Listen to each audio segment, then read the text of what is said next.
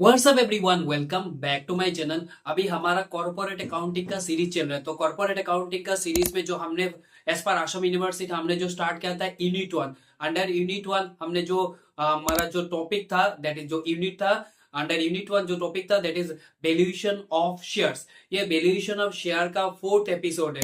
हमारा पहले वाला में हमने कॉन्सेप्ट डिस्कस किया, सेकेंड एंड थर्ड में हमारा एसेट्स बेकिंग मेथड लेके हमने न्यूमेरिकल सम सॉल्व किया। इस एपिसोड में फोर्थ एपिसोड में और एक सम लेंगे which is related to assets backing method. या और फिर हमारा जो एसेट्स बेकिंग मेथड का जो कंसेप्ट है ये फुल क्लियर हो जाएगा, क्योंकि this type of question generally comes in the exam. आप आसाम यूनिवर्सिटी या कोई भी इंडिया का कोई भी यूनिवर्सिटी या किसी भी कोर्सेस मतलब बीकॉम करो, बीबीए करो, एमकॉम, एमबीए, सीएस, सीएमए और सीएस मतलब जो भी प्रोफेशनल कोर्सेज करो या कभी कभी कॉम्पिटिटिव एग्जाम में ये सब रिलेटेड जब इंटरव्यू फेस करोगे as a commerce student, as a commerce graduate, तुम्हें ये सब क्वेश्चन पूछा जाएगा। सो जो डिस्कस करते हैं एज आई सेड, जो हम एक न्यूमेरिकल सम लेंगे that is which is related to assets backing method discuss करेंगे। That discussion will take place with the help of an example. तो example, so all of you just get the question in the screen, and the question is that is from the following information find out the value of each equity share of Orient Company Limited. 20,000 equity share of 10 each, then reserve 250 surplus in profit and loss, that is 30,000 non-current liability, unsecured loan 80,000, current liability 20,000, total in the liability side 5 lakh 80,000, in the asset side there is goodwill is there, investment is there, and other non-current, that is asset discount on issue of debenture, then current asset, then again other current asset discount on issue of debenture, 5,000 in the total in the both side, that is in the assets are 5 lakh 80, in the that is liabilities are 5 lakh 80.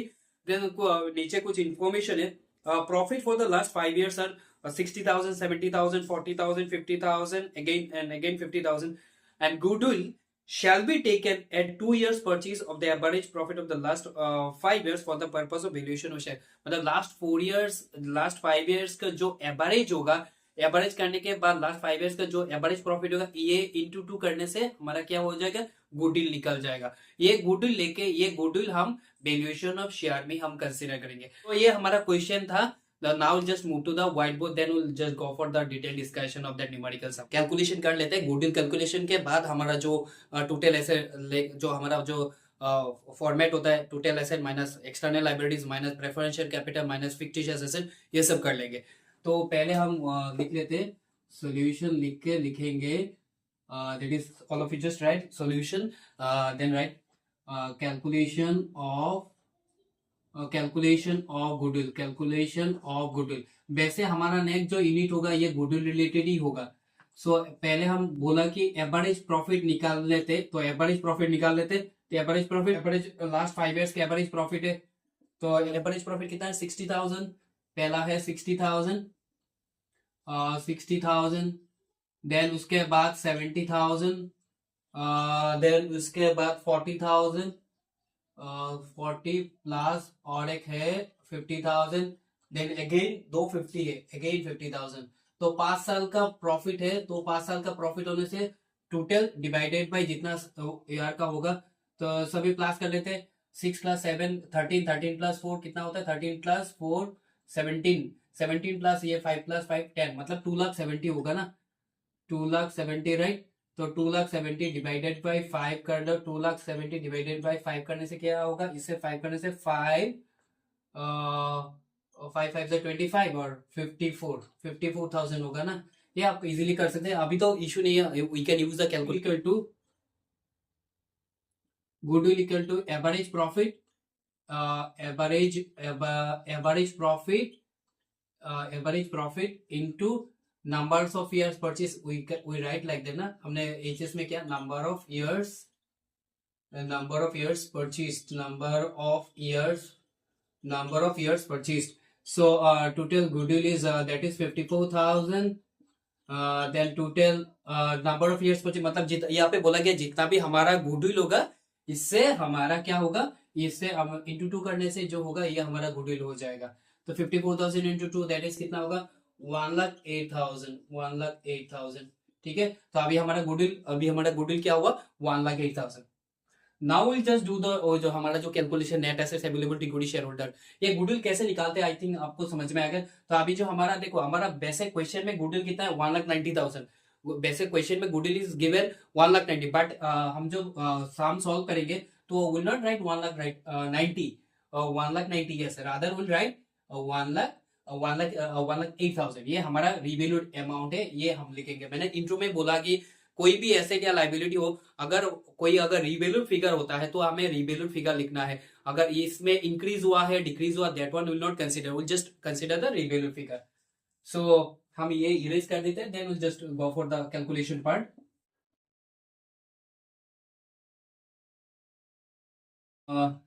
अभी हम लिखेंगे calculation of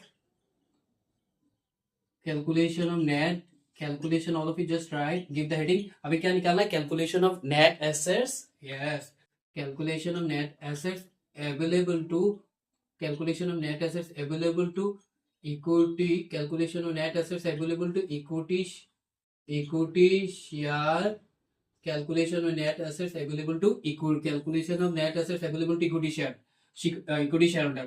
अभी we just give the heading assets, मतलब what type of asset, realizable asset will write here। so पहला हमारा asset देखो, पहले हम गुडविल लिख लेते। so will write what will write, हमने थोड़ा देर पहले हमने गुडविल का कैलकुलेशन किया था, तो गुडविल में कितना है भाई 1,08,000। फिर हमारा देखो क्या है investment, now will all of you write investment, just see the question में क्या है गुडविल पहले 1,90,000 थे, अभी क्या है एज पर न्यू कैलकुलेशन 1,08,000, तो accordingly will write 1,08,000। Then investment का कोई एडजस्टमेंट नहीं है, तो simply will write the 3 lakh. Then other non current assets, तो मेरे सामने क्वेश्चन है तो I can just see discount on issue of debenture. वो discount on issue of debenture ये क्या है भाई, ये फिक्टिशियस एसेट है, तो discount on issue of debenture ये छोड़ देते। तो अभी यहाँ पे छोड़ने से नेक्स्ट मतलब जो हमारा फिक्टिशियस का बारी आएगा माइनस करने का, तो इस टाइम नहीं लेने से भी होगा, क्योंकि हम यहाँ पे फिक्टिशियस एसेट छोड़ रहे हैं, तो छोड़ दो। फिर हमारा करंट एसेट है CURRENT, current asset, current asset कितना है 80,000। फिर देखो उसके बाद आधा करंट एसेट क्या, फिर से discount on issue of debenture 5,000। तो discount on issue of debenture हमारा क्या है fictitious asset, discount on issue of debenture, discount on issue of shares, ये सब हमारा क्या है फिक्टिशियस, ये हम क्या, ये सब हमें नहीं चाहिए। तो ये सब ये के बाद 4,88,000, 4,88,000, तो हमारा टोटल रियलाइजेबल टोटल एसेट्स हमारा क्या है 4,88,000। तो less will write less liabilities, क्या लिखेंगे लेस लाइबिलिटीज, क्या क्या लाइबिलिटीज है वो देख लो। लाइबिलिटी साइड में इक्विटी कैपिटल तो ये सब नहीं आता, रिजर्व नहीं आता, surplus statement of profit and loss नहीं आएगा, unsecured loan 80,000 right. So right here IUNN SECURED unsecured loan कितना है, unsecured loan 80,000 will write unsecured loan 80,000। Then current liability CURRENT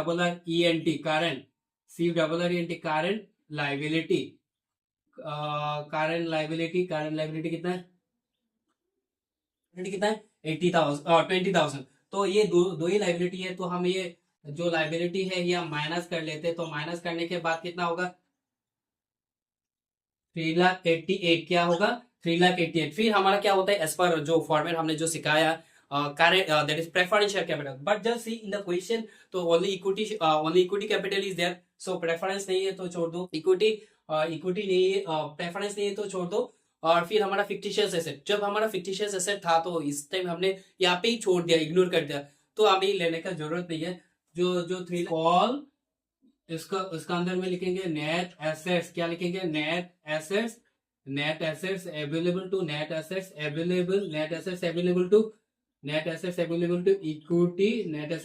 to equity share net.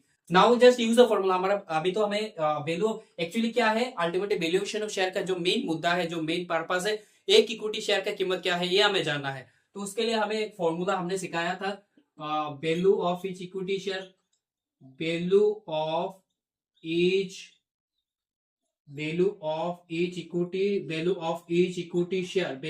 Equity share equal to, now use the formula net अभी क्या लिखेंगे, net assets क्या लिखेंगे,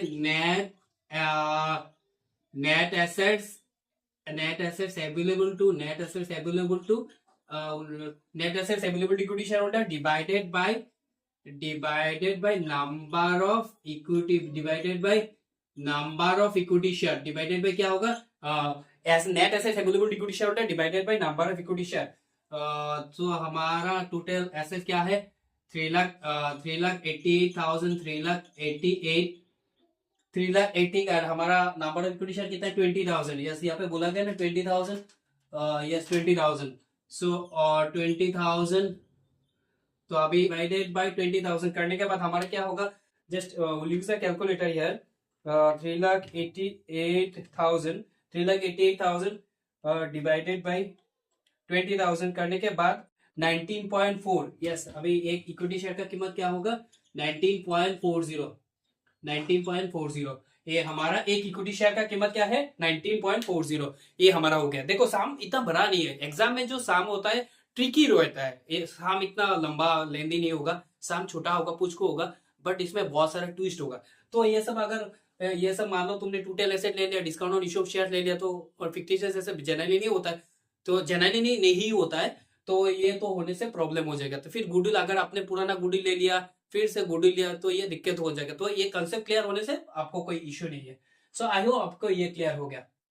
So if you're a newcomer to this channel, hit the subscribe button and press bell icon for new update। हम जो always हम I used to say, अगर किसी पॉइंट में अगर मुझे सजेशन देना है, इस पॉइंट में मुझे इंप्रूव करना, मेरा टीचर हो, मेरा स्टूडेंट फ्रेंड हो, सीनियर जूनियर या कॉलीग हो, कोई भी हो, मुझे ये जगह में इंप्रूव करना, so you are feel free to give your valuable suggestion so that I will get chance to improve myself.